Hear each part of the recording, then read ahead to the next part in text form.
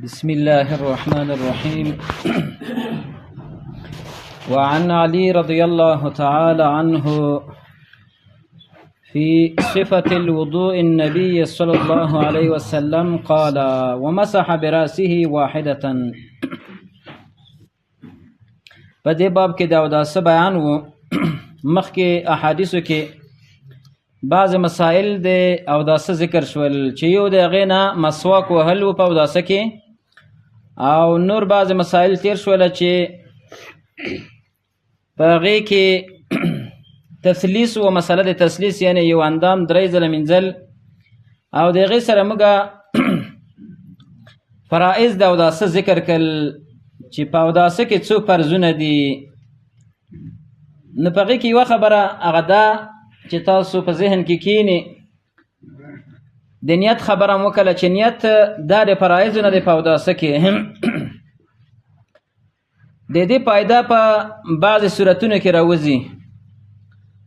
یو صورت دا دی چې کله یو انسان مثلا د بازار نه راشي یا د سفر نه راشي یا ګرمي وي، کور ته راغی ویلې چې اوبه راواخلې د مخ و لاس وینځمه، او کور کې اوبه ورته راواخیستلې، مخ یې هم پرې وینځل، لاسونه یې هم پرې وینځل. دارنګه څه ناڅه د سر حصه یې هم لمده کړله، نو مس هم وشوله، پښې یې هم پرې وینځلې، ځکه چې دا ټول لاسونه او پښې دا په خاورو باندې شوي دي، ګرد پې باندې پروت دی دوړه. نو آیا د دې سړي اودس وشو که ونه شولو؟ نو احناف وایي چې د دې اودس وشولو. وجه دا ده چې دا خو دغه اندامونه فرایض دا څلور وړه پوره شوي دي پکې، لیکن موږ وایو چې نه، د ده نیت نشته دی، نیت یې د اوداسه نشته، د دې وجې نه اودس یې نه دی شوی. د دې بل یو صورت داسې دی، یو سړی دی د سیند په غاړه روان دی، او چا د سیند ته ور ټېله کړلو، ور واچولو. نو چې سیند ته ور واچولو، د دوی په نیز باندې د سړي اودس وشولو، راپورته شو. ګوره سر یې هم لمد شولو، پښې یې هم لمدې شولې، او خامخا مثلا په خوله کې خو اوبه ورځي، نو چې دا راوخیږي د احنافو په نیز باندې دا اودس شوی دی. او د قرآن او حدیث په رڼا کې د سړي اودس نه دی شوی. وجه دا ده چې د ده نیت نه و، یعنې د دغې مسئلې نتیجه په دغسې صورتونو کې راوځي.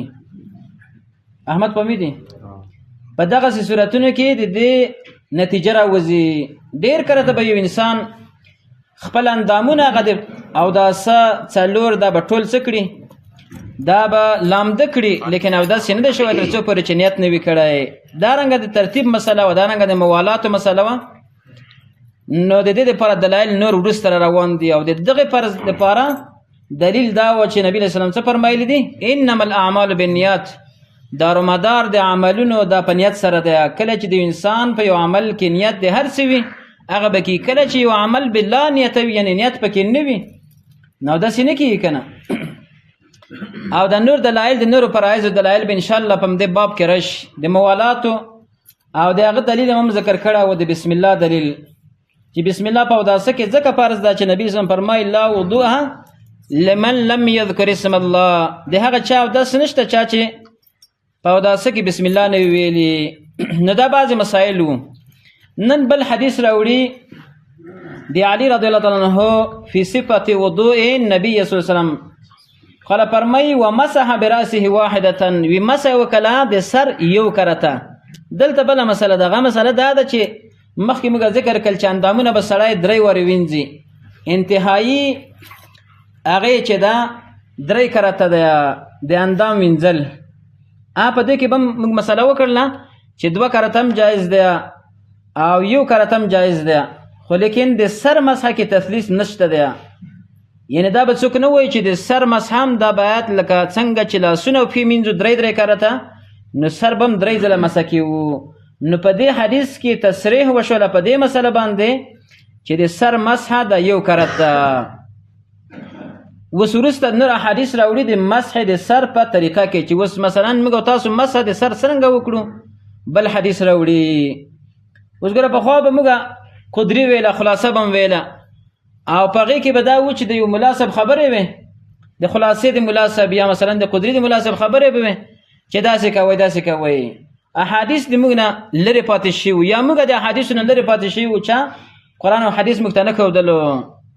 لیکن اوس الحمدلله دا الله رب العالمین موږ تاسو باندې احسان وکړو چې دغه حدیث یې زموږ منځ ته راورسول او زموږ لاسونو ته یې راکړله او راویې رسول. اوس دا دی الحمدلله د رسول الله صلی الله علیه وسلم حدیث لولو د هغې په رڼا کې موږ تاسو خپل عبادات کوو، خپل منځونه کوو. او دارنګه اودس د اودسه طریقه په حدیث کې چې موږ ته ذکر شول هماغسې به کوو، نو دلیل هم شوله او طریقه هم زده شوله. که فقهي کتابونو کې یوه مسله ګورې نو هلته به یارې مسله زده کوې بیا به دلیل ورته پیدا کوې، دلته هم دلیل دی هم مسله ده پکې. دا یو فایده شو. نو طریقه کوي. وعن عبدالله بن زید بن عاصم رضی الله تعالی عنهما فی صفت الوضوء په کیفیت دی اوداسه کې قال فرمای ومسح رسول الله صلی الله علیه وسلم براسه مسح وکړه نبی علیه السلام په سر خپل سره فاقبل بيديه د مخکنی بوتل لاسونه و ادبر او د شانه راوستل. دا یو حدیث شو. طریقه یې درته ذکر کوم.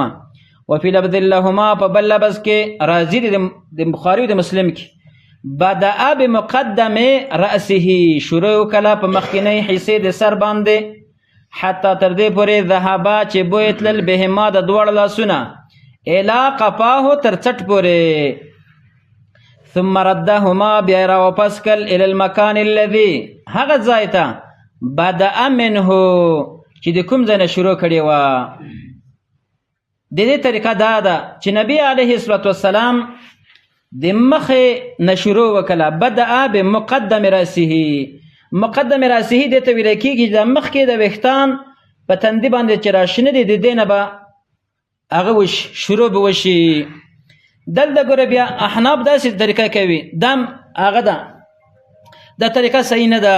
هغوی داسې کوي چې دغه دوې ګوتې به جدا ونیسئ داسې او دا به نه لګوئ، دا به داسې بوځئ بېرته به د شا نه راولئ، دا به داسې ولاړ نه دغسې د دې طرف نه به شروع وشي هغه آخر ته به ورسېږي. آخر کې چې دلته ژور ځای دی نو دې ته قفا ویلی کېږي، دې ځای ته به راورسي. د هغې ځای نه به بېرته داسې راوستلی شي، دلته مخ ته راوستلی شي کوم ځای نه چې شروع شوې ده. د دې حدیث نه مسله دا راوتله چې سر مسح چې ده دا ټول سر مسح کول دي، د ټول سر مسح کول دي. قرآن کریم کې الله رب العالمین دا خبره کړې وامسحو برؤوسکم، تاسو په خپلو سرونو باندې مسح وکړئ. رسول الله صلی الله علیه وسلم موږ ته د هغې طریقه ښودلې ده. الله ویلي چې تاسو سر مسح کړئ. څنګه یې مسح کړو؟ رسول الله صلی الله علیه وسلم موږ ته تشریح وکړله چې دغسې مسح کړئ. ښه اوس ګوره زه به مسح کوم د دې طرف نه، زما عقل خدای وي چې زه د دې طرف نه مسح کوم او د بل د دې طرف نه بل وي چې مثلا د شا نه. لیکن موږ ته رسول الله صلی الله علیه وسلم د دې تشریح وکړه چې د مخکې نه به شروع کړې. ښه په یوه لاسې کوم که په دوه یې کومه نو دا ټول احادیث ته ضرورت لري. په دې کې ګوره رد وشوله په چا باندې؟ منکرین حدیثو باندې. بعضې خلک چې منکر د حدیثو دي چې حدیث نشته او داسې خرافات دي نو په هغوی باندې رد وشوله. قرآن کریم کې الله ویلي دي دا یوه مسله. نور مسایل خو پرېږده چې الله رب العالمین ویلي قرآن کریم کې لمونځ وکړئ. ښه څه وخت یې وکړمه، څو واره یې وکړمه، څرنګه یې وکړم، په څه وخت یې وکړم، دا ټول احادیث ته سپارلی شوي. نو دارنګه د مسح هم قرآن کریم کې الله ذکر کړې ده فغسلوا وجوهکم وایدیکم الی المرافق او وامسحوا برؤوسکم، په سرونو باندې مسح وکړئ. څنګه یې وکړمه؟ نو رسول الله صلی الله علیه وسلم ته طریقه وښودله چې په یو لاس به یې نه کړې، په دوه لاسو به یې کړې او د مخکې نه به شروع کوې، شاته به بوځې، د شا نه به بېرته مخ ته راولې. دا یې طریقه شوله. په دې کې دغه مسله غلطه ده چې بعض علماو ویل یا شوافیو ته نسبت شوی امام شافعي ته چې د سر د ویښتان نه 4 ویښتان مسح شول مسح شوی ده. امام شافعي رحمه الله ته د دې خبرې نسبت شوی، دا هم غلطه ده.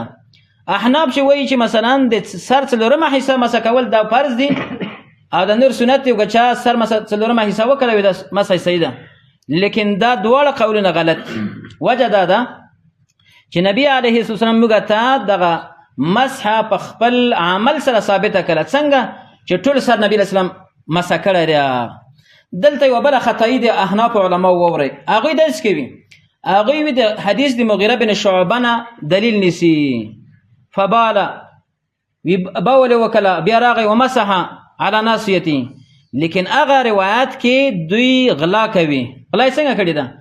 په هغې حدیث کې داسې راځي چې نبی علیه السلام دغه هغه باندې په ناسیه په دې باندې مسح وکړه، لیکن دا مسح یې بیا په پګړۍ باندې داسې پوره کړله. لیکن دوی هغه ټکی نه ورسره ذکر کوي. دا غلط، دا څه شی؟ دا خیانت ده. په حدیث مسلم کې هم داسې ثابته ده چې نبی علیه السلام د 4مه حصه مسح کړه، لیکن د مسح به پوره کله بچا باندې په پګړۍ باندې نه حدیث کې داسې راځي دوی هلته خیانت کړی دی نغه حدیث دوی لپاره دلیل نه دی کوم چې دوی دلیل ته نیولی دی نو دې حدیث نه ثابته شوله چې د سر مسح دا څلورمه حصه نه ده بلکې ټول سر به مسح کړي او طریقه یې موږ د رسول الله صلی الله علیه وسلم وښودله بیا بله دلته یوه بله مسله ده هغه مسله دا ده چې بعضې خلک چې د سر مسح وکړي نو بیا غوږونه هم وکړي بیا لږ نور اوبه راواخلي دغه غاړه یا رقبه ورته وایي وی دا مسح هم بدعت کوم روایت چې په دې کې راغلی دی دا روایت ضعیف جدا دی ابن قیم رحمه الله المنار المنیف فی الصحیح والضعیف کې دا روایت راخیسته نور علما هم ضعیف کړی دی دا ضعیف جدا حدیث دی نو په دې باندې عمل صحیح نه دی د غاړې مسح یا د رقبې مسح تاسو به ډېر کسان لیدلی وي چې دغسې کوي داسې یا دواړه لاسونه راواخلي دغسې کړي دا بدعت بیا د دې سره یو بل کار کوي هغه د څنګلو مسح هم کوي بعضې خلک دا هم بدعت دی څنګلو مسح هم نشته څنګلې خو ومینځلی شولې په لاسونو کې نو چې بعضې خلک یې داسې کوي داسې بیا داسې مچو کوي دا ټول داسې بدعت دی دا هم نشته په اسلام کې اوس د غوږونو مسح ذکر کوي وعن عبد الله بن عمر رضی الله تعالی عنهما فی صفة الوضوء په کیفیت د اوداسه کې ذکر کړي وی ثم مسح براسه بیا مسح وکړه په سر سره وادخل اصبعيه او داخلي کړي ګوتې دواړې صباحتين سبب مسواکی صباحات دغه ګوتې ته ویل کی دغه ګوتې ته صباحه وفي اذنيه ادخل داخله کله اصبعيه یعنی دغه دواړه ګوتې دا سبب ده دا دواړه ور داخله کړي ومسح بابهاميه او مسح وکړه په دې بټې ګوتې سره غټه ګوته د ابهامه ویلې کې پښتو کې ورته هغه ویل کې غټه ګوته وایي بټه ګوته څوک ورته وایي څوک غټه ګوته ورته وایي پرسي کې څه ورته وایي انګشت کالون صحیح شول ما اینه غټه ګوته په دې باندې ظاهر اذنيه ظاهر طرف د غوږونو مسکلو طریقه دا ده دا ګوته بدل ور داخله کړی شي داس او داسې بیا د نرمي د غوږونو نه به داسې راونیسي داسې به راتاو کړي دا مسه د غوږونو شوله د دې لپاره اوس بل حدیث شاید راوړي چې وروسته به راوړي که به او هغه به بیا وروسته انشاءالله ذکر کړو چې آیا د غوږونو د مسح دپاره تازه اوبه به سړی راخلي که نه هغه د سر نه چې ګوتې سړی تمام کړي د سر مسح او دا ګوتې به راواخلي او داسې به په باندې مسح وکړي په دې طریقې باندې دا د غوږونو مسح شوله او د دې نه وروسته به بیا بل حدیث د چا راوړي حدیث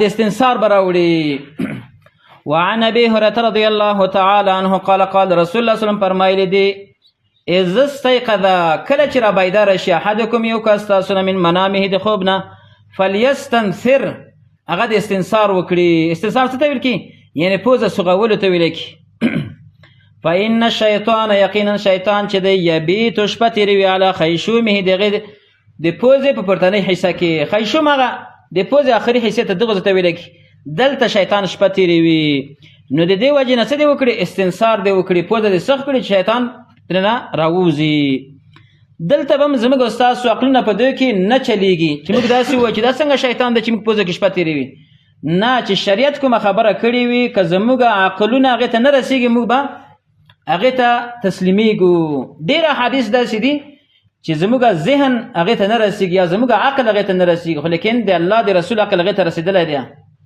نو داسې به نه وایي چې مثلا دا حدیث زما د عقل خلاف دی یا په عقل کې دا نه راځي چې داسې دي شي لیکن نبی علیه السلام دا ویلي دی چې د انسان په پوزې په پورتنۍ حصه کې دا شپه تیروي شیطان دلته موجود وي نو کله چې تاسو سهار راپورته شئ نو تاسو د پوزه سوخ کړئ چې شیطان د دې نه راوځي فلیستنثر د امر دی نو امر دپاره د چا شي دی وجوب چې سهار کې رښتیا واقعا د انسان پوزه داسې بندې وي چې د سوخ شي نو دماغونه هم خلاص شي بیا سړی وروسته قرات هم ښه کولی شي دا د الله نبي د خبره کړې ده نور روایتونه به راوړي انشاءالله هغه بیا په راتلونکي درس کې وایو روایت دی هغه ده چې سړی مثلا راپورته شي د خوب نه نو لاسونه د اول په لوښي کې نه داخلي وي تر څو پورې چې اول وینځلي نه وي دا مسله به انشاءالله بیا په راتلونکي درس کې انشاءالله تشریح کړو الله رب العالمین دې موږ تاسو ته په دین باندې بصیرت را نصیب کړي او الله رب العالمین هم دې په سنتو باندې قایم او دائم ولري